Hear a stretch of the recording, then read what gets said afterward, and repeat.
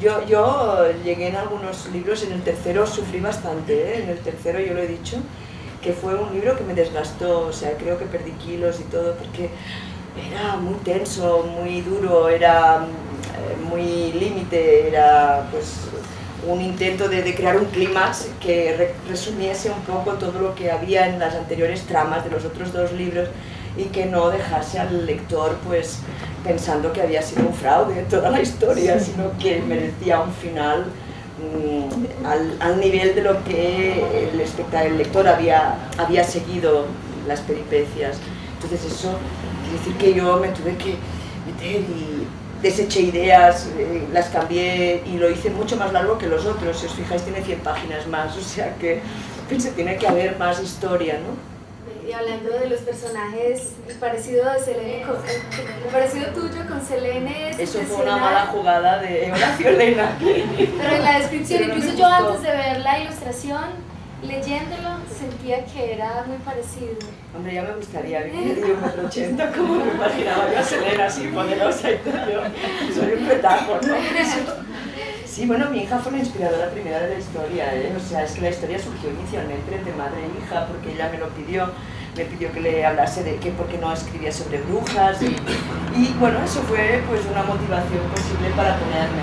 Y sí que había una madre que hablaba con su hija, una hija que descubría cosas que no le gustaban acerca de su madre, porque yo siempre le decía a mi hija es que las mamás no son perfectas, ¿no? La preparaba para lo que era la vida futura, eso cuando tenía 9, 10 años, después a los 13, 14 me lo dijo ella, qué asco, las madres, los mayores, los adultos, que claro, es una gran decepción, ¿no? Cuando los jóvenes abren los ojos a la realidad y los mitos de cuando eran niños se les desmenuzan y pasan crisis hasta que vuelven a resituarse y a recolocarse y a decir, vale, son personas, ¿no? Como yo.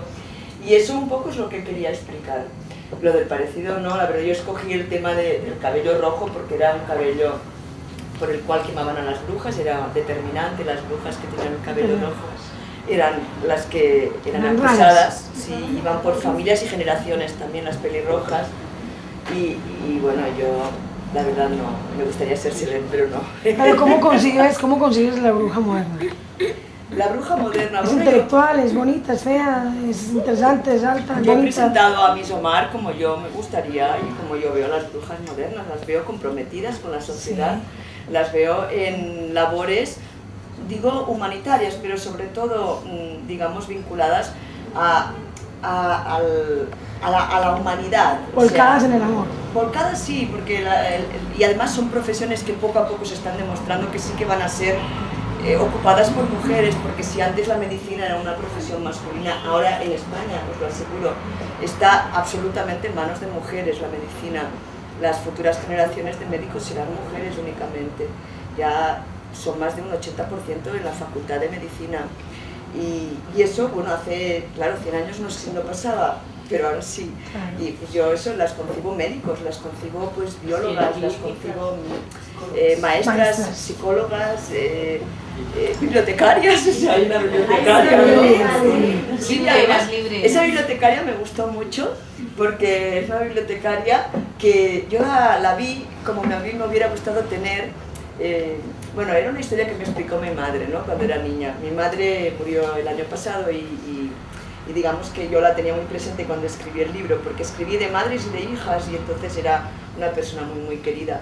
Y mi madre siempre decía, de niña tuve un trauma porque yo tenía una madre, mi abuela, que era muy, muy delgada, muy seca, era hueso puro, ¿no? Y yo cuando me sentaba encima y la abrazaba, me clavaban todos los huesos. Y yo quería una mamá gorda. Y yo pedía a Dios que me diese una mamá gorda, que engordase mi mamá y que me pudiese recostar en su pecho mullido y estar blandita y ser abrazada por una mamá gorda. Yo creo que eso, como me lo explicó tanto ella, era normal, pero no me clavaba los huesos, ¿no?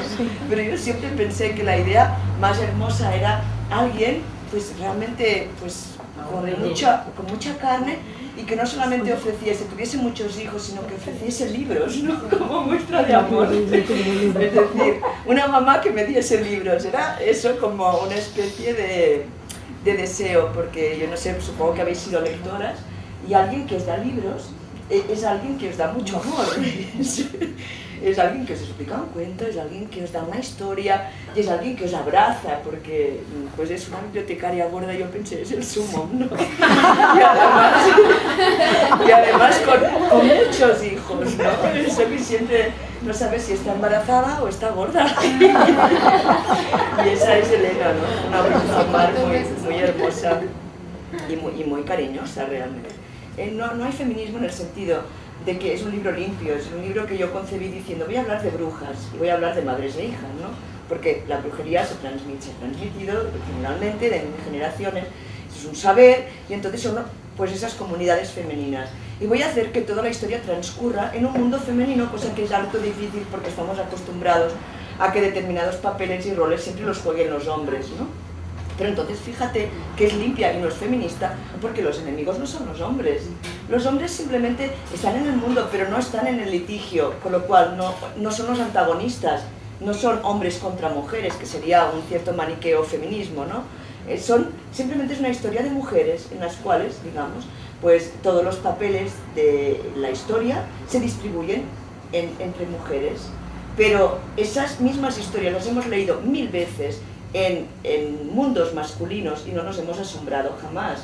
Simplemente han prescindido las mujeres, por ejemplo, el mundo militar, en las historias militares de guerras, no existen mujeres, y si hay alguna ejerce un papel muy secundario, muy anecdótico, pero las disputas y la ambición, el valor, la cobardía, son mujeres son hombres los que lo ejercen, no mujeres, y nadie se asombra. Si miramos El Señor de los Anillos, es totalmente un libro masculino y nadie dice es un libro misógino, es decir, bueno, el papel de la mujer puede ser complementario, pues es lo mismo, exactamente igual, ¿eh?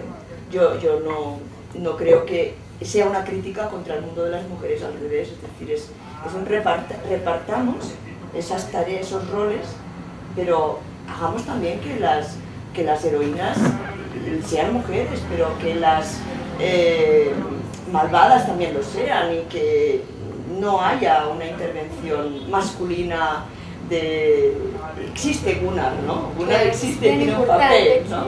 Tiene un papel importante, pero no es trascendente y sobre todo en la tercera parte no es el elemento clave para resolver esa historia de mujeres entre mujeres. Era tramposo porque la mujer no disponía de ningún derecho ni civil ni legal y el hombre lo fue siempre, el propietario de las mujeres, es decir, la ley, es decir, y que provenía de la ley romana, que el pater familias era el propietario de la vida de las mujeres, no ha cambiado hasta el siglo XX. Esto ha sido la gran rémora, ¿no? A pesar de que fuesen reinas, pero eran diferentes porque eran reinas y en ese sentido ocupaban un papel, y el trono masculino destinado a los hombres. Eso es una gran trampa. En España ahora hay una política de igualdad muy interesante y yo defiendo. Y entonces tenemos un gobierno equitativo de ministras y ministros. Entonces se reúne el Consejo de Ministros en España y hay pues más ministras que ministros en estos momentos. Y hay 2 vicepresidentas ministras que tienen las carteras más importantes. Pero vamos bajando. Todos los directores generales, subdirectores generales, jefes de planta, todos son hombres y las que están en la base son todas mujeres, a las órdenes de hombres. Entonces, esas mujeres que están en los ministerios, ¿son realmente mujeres que han subido a ese puesto? Pues porque la pirámide es equitativa, no, es un poco falsa, es decir, es como la reina Isabel o la reina Catalina o cualquiera de las que... La Thatcher, es que yo digo Thatcher, pues es que no sé, que hubiera una Thatcher, la verdad es que al género femenino nos ha ayudado mucho, ¿no? Fue un hombre, la dama de hierro, ¿no?